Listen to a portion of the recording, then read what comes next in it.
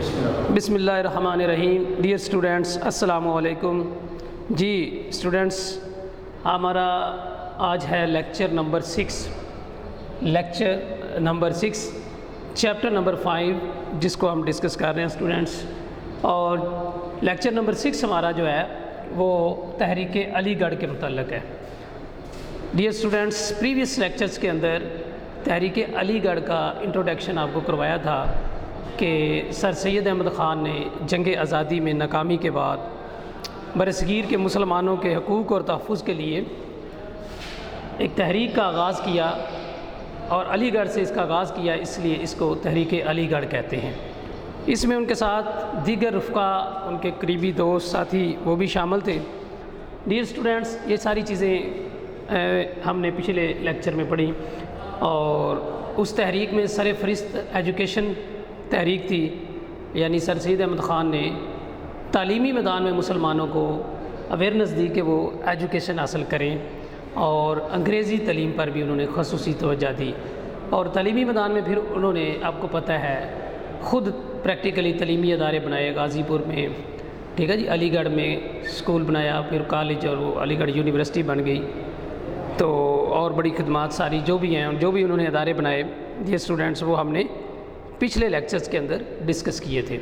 سر سید احمد خان کی جو اس تحریک ہے، تعلیم سے بھی آگے بڑھ کر آپ نے ادب اور علم میں دونوں میں کردار ادا کیا. دیکھیں، سر سید احمد خان نے اپنی تصانیف میں بہترین کردار ادا کیا. مثال کے طور پہ آپ ان کی یہ جو تصانیف ہیں، یہ شارٹ کویسچن بھی پیپر میں آتا ہے، بارہا دفعہ آ چکا ہے.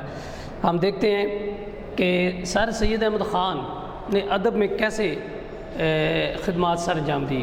تو ڈیئر اسٹوڈنٹس، جنگ آزادی میں ناکامی کے بعد مسلمانوں پر عرصہ حیات چونکہ تنگ تھا، مسلمانوں کو ملازمتوں سے نکال دیا گیا تھا، مسلمانوں کی جاگیریں چھین لی گئی تھیں، مسلمانوں کو معاشی لحاظ سے محروم کیا جا رہا تھا.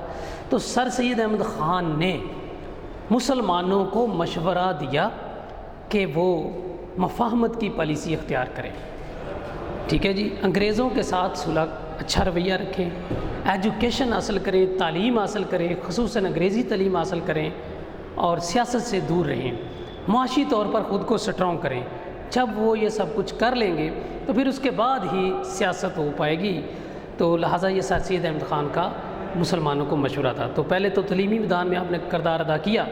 ادبی خدمات میں بھی دیکھیں، ان کی تصانیف کو ہم لیں تو ایک ان کی کتاب ہے تبیین الکلام. تبیین الکلام بک، اس کو آپ ذرا تھوڑا سا اس کا آئیڈیا لیتے ہیں. اس کا مطلب ہے مشترکہ کلام. تبیین الکلام، اس کتاب کا مطلب ہے مشترکہ کلام. ڈیئر اسٹوڈنٹس، سر سید احمد خان نے اپنی اس کتاب میں بائبل جو کہ عیسائیوں کی کتاب ہے، اور قرآن پاک جو کہ مسلمانوں کی کتاب ہے، ایز یو نو دیٹ دونوں ہی الہامی کتب ہیں. دونوں الہامی کتب ہیں. ہمارا ان الہامی کتب پر ایمان ہے، تورات پر، زبور پر، انجیل پر، قرآن پاک پر. چاروں جو الہامی کتب ہیں ہمارا ان پر ایمان ہے. ٹھیک ہے جی.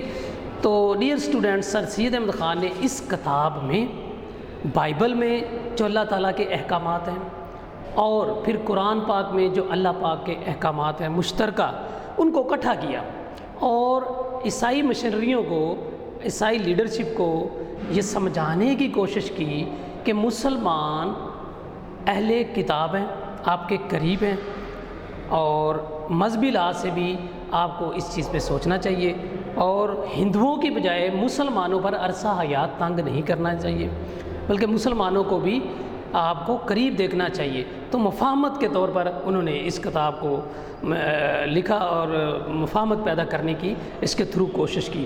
ایک اور چیز دیکھیں، ان کی کتاب ہے آثار اسنادید. دیکھیں، اس کو دیکھ لیتے ہیں ہم. آثار کا مطلب اثر کی جمع نشانیاں، اسنادید کا مطلب دیکھنے کے قابل مناظر، دیکھنے کے قابل مناظر. ڈیئر اسٹوڈنٹ، اس بک میں سر سید احمد خان نے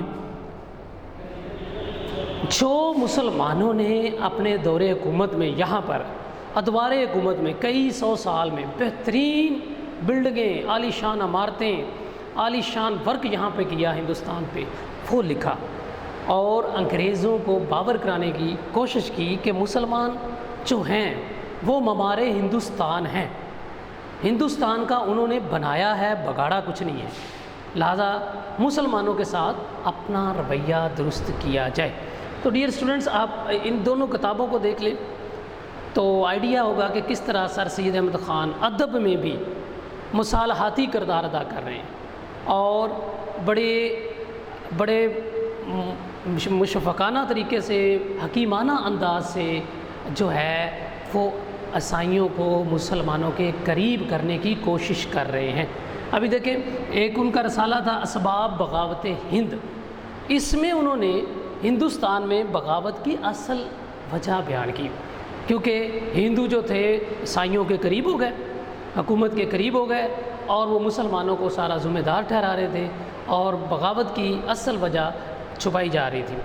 لیکن سر سید احمد خان نے اپنے اس رسالے کے تھرو بھی یہی کوشش کی اصل حقائق کو سامنے لانے کی، تاکہ جو حکومت ہے، حکومتی نمائندگان ہیں، وہ اس چیز کو سمجھیں اور مسلمانوں کے لیے بھی مراعات دیں، مسلمانوں کو، ان کو جو ملازمتوں سے نکالا ہے واپس لیں، ان کے لیے عرصہ یاد تنگ نہ کریں، انہیں معاشی سرگرمیاں ادا کرنے دی جائیں، انہیں جو ہے تعلیمی میدان میں بھی آگے بڑھنے دیا جائے۔ تو یہ سر سید احمد خان کی ڈیئر اسٹوڈنٹس کاوش تھی، ٹھیک ہے جی، ادب میں۔ اسی طرح سر سید احمد خان نے، آپ کو پتہ ہے اسٹوڈنٹ، اب آپ دیکھیں اس کے شارٹ کویسچن نکلیں، یہ بورڈ میں آتا ہے کہ سر سید احمد خان کی تصانیف کے نام لکھیں۔ اس کے علاوہ ان کے جو دیگر رفقا ہیں اس دور کے، ڈپٹی نذیر احمد کی تصانیف کے نام وہ بھی بیٹا بک پہ لکھے ہوئے ہیں، وہ بھی آپ نے اچھی طرح کر لینے ہیں، ٹھیک ہے۔ اس کے علاوہ مولانا شبلی نعمانی کی تصانیف کے نام لکھے ہوئے ہیں بک پہ، یہ ایک ٹیبل پہ سارے نام لکھے ہوئے ہیں، یہ سارے نام بکس کے آپ نے بیٹے اچھی طرح یاد کر لینے ہیں۔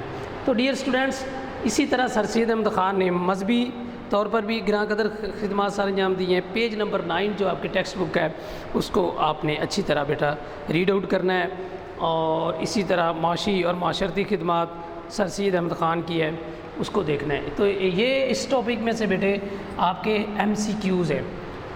اردو ہندی تنازع کب ہوا؟ 1867 میں، یہ بنارس شہر میں ہوا، انڈیا میں، اور مسلمان اور ہندو جو تھے وہ زبان کی وجہ سے ہی ایک دوسرے سے لڑ پڑے، ٹھیک ہے جی۔ اور یہیں سے پھر سر سید احمد خان جیسے قائدانہ صلاحیتوں کے مالک نے یہ اسٹیٹمنٹ دی کہ مسلمانوں الگ قوم ہے۔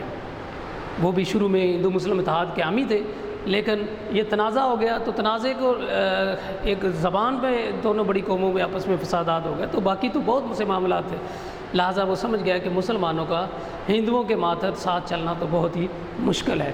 اسی طرح دیکھیں، ولیم میور نے ایک کتاب لکھی تھی اس دور میں، حضور پاک صلی اللہ علیہ وسلم کے خلاف نعوذ باللہ نازیبہ الفاظ استعمال کیے تھے، لائف آف محمد اس کی کتاب ہے، ایک ولیم میور انگریز تھا، اس نے یہ لکھی، اور سر سید احمد خان نے اس کے جواب میں پھر ایک کتاب لکھی تھی خطبات احمدیہ، جس میں انہوں نے وہ کتاب کا ادھر ذکر بھی ہے، اس میں سر سید احمد خان نے حضور پاک صلی اللہ علیہ وسلم کی شان اقدس کے بارے میں اصل جو ہے حقائق لکھے تھے اور ولیم میور کے پوائنٹس کو رد کیا تھا۔ تو یہ بھی ان کا ایک بڑا کارنامہ ہے مذہبی طور پر۔ یہ اسٹوڈنٹس کے علاوہ انہوں نے رسالہ تہذیب الاخلاق جاری کیا، جس میں انہوں نے ہندوستان کے مسلمانوں کو اخلاقی طور پر بہتر رہنے کا مشورہ دیا تھا، اور اس کی غالباً 500 کے قریب کاپیاں بھی انہوں نے کرائی تھی، تو یہ انہوں نے 1870 میں جاری کیا تھا۔ اس طرح اسٹوڈنٹس بکس کے نام ہیں، یہ بھی آپ نے دیکھ لینے ہیں۔ تو ڈیئر اسٹوڈنٹس، سر سید احمد خان کی ادبی خدمات، مذہبی اور معاشی اور معاشرتی خدمات کا سارا ٹاپک آپ نے ریڈ بک سے ریڈنگ کرنی ہے اچھی طرح، اس میں سے MCQs اور شارٹ کویسچن آپ نے تیار کرنے ہیں۔ اپنا خیال رکھیے گا۔ السلام علیکم۔